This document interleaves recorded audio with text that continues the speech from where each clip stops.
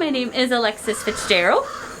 And I'm Heather Berkey, and this is our friend Chuck, who is one of our education ambassadors here at the Humane Animal Rescue Wildlife Center. And Chuck is going to help us learn a little bit more about the red-tailed hawk that we are about to release at the Pittsburgh Zoo and PPG Aquarium.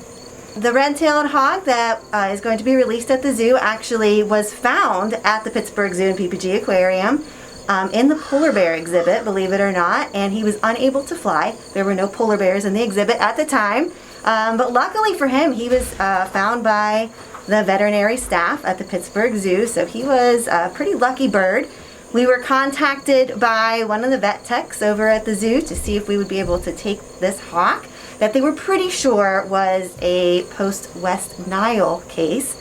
And when we asked our rehabbers if he was an acceptable animal to bring here, of course they said bring him right over. So West Nile virus is becoming more common in this area, unfortunately, and it is a virus that attacks the neurologic system of animals that are affected. So it can be kind of difficult to recover from and difficult to treat. There's no specific medication for West Nile virus. So what our rehabilitators end up doing is doing a lot of preventative care to make sure that that animal is not susceptible to other infections that may make its condition worse. Once the animal is able to move properly and eat on its own, they can head down to our flight cage and prove that they are ready to be able to hunt and survive successfully out in the wild.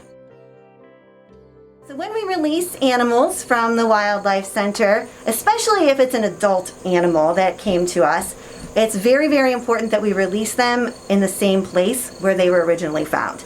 That's where their niche out in the wild would be, so that's where they have their food, water, shelter, space. That's where they know how to hunt and know how to find food. And that's where they're going to have their best chance to survive once they're back out there in the wild.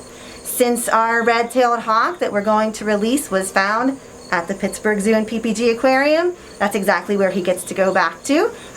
So he will not be a zoo animal, but he may still live on zoo grounds.